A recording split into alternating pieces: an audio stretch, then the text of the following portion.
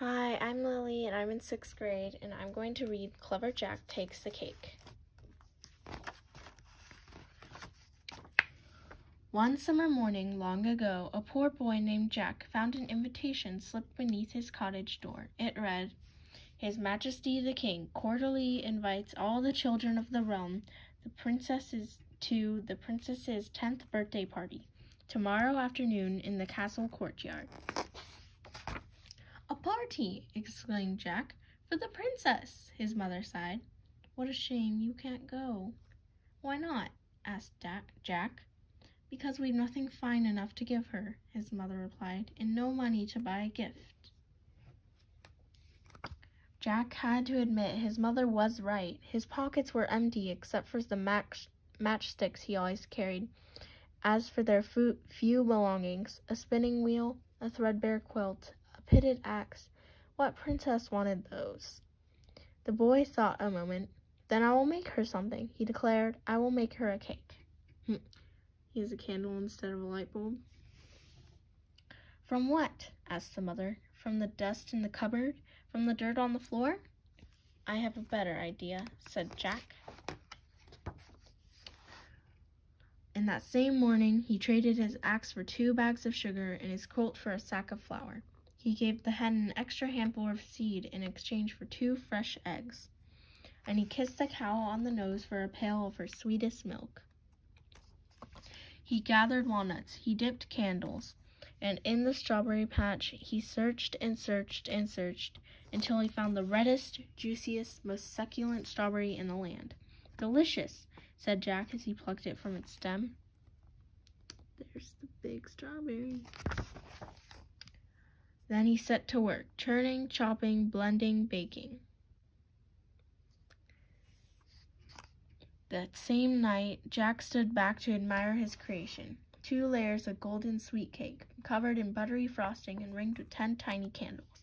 Across the cake's top, walnuts spelled out, "Happy Birthday, Princess," and in the very center, in the place of honor, sat the succulent strawberry. "What a fine, fine gift," said Jack's mother. Jack grinned. Early the next morning, with combed hair and a clean shirt, Jack set off for the castle, holding the cake proudly before him. Before long, he came to a bloom-speckled meadow. "Perhaps I should pick a bouquet for the princess," thought Jack, just as 24 blackbirds rose into the air. Like a sudden summer storm cloud, they swirled around the cake, pecking, nipping, flapping, picking. "Get back," hollered Jack. "I'm taking this cake to the princess."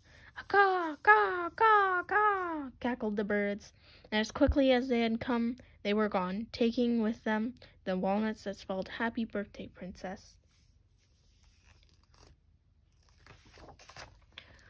Jack looked at his gift. "At least I still have 2 layers of cake, 10 candles, and the succulent strawberry," he said, holding the cake proudly before him.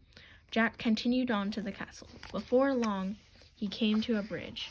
"Toll," a voice demanded. Out stepped a wild-haired troll. "No one crosses my bridge without paying." "But I haven't any money," said Jack. The troll licked his lips. "But you do have a cake." "I'm taking this to the princess," said Jack. "And just how will you get it there?" growled the troll. "You and your cake are on this side of the river. The princess is on that side, and my bridge is the only way across." Jack considered the problem. "I will make you a deal. If you let me cross, I will give you half this cake." "Agreed," grunted the troll. So Jack slid out 1 layer, and as the troll slobbered and gobbled, crossed the bridge.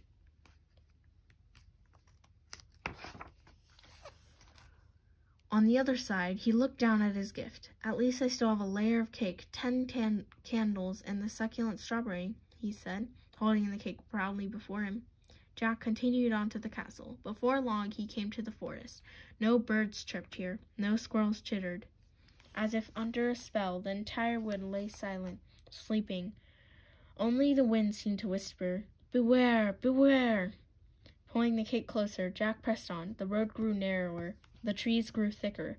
The light grew dimmer. Soon it was so dark that Jack couldn't see the cake in front of his face. "Turn back," the wind whispered. "Turn back." I can't," cried Jack. "I'm taking this cake to the princess." and he reached into his pocket for a matchstick, struck it on his shoe, and lit one of the 10 candles. The tiny flame cast a magical circle of light in its warm glow. Jack carefully made his way forward, but the little candle quickly burned down and snuffed out. So Jack lit a second candle, but he had not gone much farther before it's too snuffed out. So Jack lit a third, then a fourth, then a fifth, until the 10th and final candle flickered, fluttered, sputtered to its end. And as it did, the road widened, the trees thinned, and the bright sunlight shone once more. Jack looked down at his gift. "At least I still have a layer of cake and the succulent strawberry," he said. Holding the cake proudly before him, Jack continued on to the castle. Before long, he came to a clearing. "Good morning, young sir," called out the old gypsy woman. "Have you come to see the Samson dance?" At the sound of his name, the bear beside her rose up on his hind legs. "I don't have time," replied Jack. "I'm taking this cake to the princess." "Then we shall make it a quick jig," said the gypsy, snatching up her concertina. "Oompa, oompa," wheezed the instrument. "Shuffle, shuffle, kick," danced the bear. Tap, tap, tap went Jack's foot as he set down the cake to dance with his new friends. "Gulp!" "Hey!" cried Jack. That bear ate the princess's cake." "Patooey!" "But not the strawberry," said the gypsy. "Samson hates fruit." Jack looked down at his gift, and for several seconds he was unable to speak. Finally, he said, "At least I still have the reddest, juiciest, most succulent strawberry in the land." And holding the strawberry proudly before him, Jack continued on to the castle, across the drawbridge, through the fortress walls, straight into the courtyard. What a sight! There, smack in the center of all the merry festivities, sat the princess on her velvet throne. A long line of guests stretched before her. One by one, they presented her with their gifts, each more fabulous than the last. But even the most magnificent treasures did not seem to interest her highness. "More rubies," she said with a bored yawn. "How tiresome. Another tiara. How dull." Joining the line, Jack glanced down at his humble gift. "And just what have you brought the princess?" a guard asked from behind him. "A strawberry," said Jack, "the reddest, juiciest, most succulent one in the land." He held it out for the guard to see. "That is a fine piece of fruit," agreed the guard, "but I cannot allow you to give it to the princess." "Why not?" asked Jack. "'Cause she is allergic to strawberries," said the guard. "One taste and she swells up like a balloon." "No," gasped Jack. "Yes," said the guard. "I'm sorry, but you'll have to give it to me."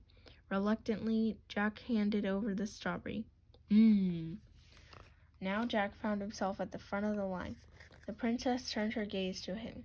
"And what have you brought me?" she asked. Jack gulped. He blushed. He shuffled his feet.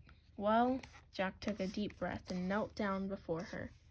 "Your Highness," he began, "let me explain what happened." And he told the princess about trading for the ingredients to bake a golden sweet cake just for her. He told her about the swirling storm of blackbirds, the wild-haired troll, and the dark, dark wood. He told her about the old gypsy woman and her concertina, and the bear who loved to dance but hated fruit.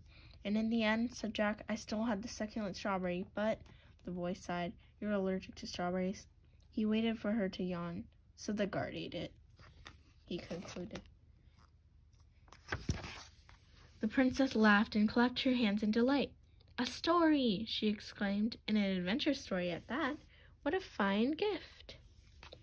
Then the princess rose from her throne and proclaimed, "Time for birthday cake, and my new friend Jack shall have the honor of cutting it."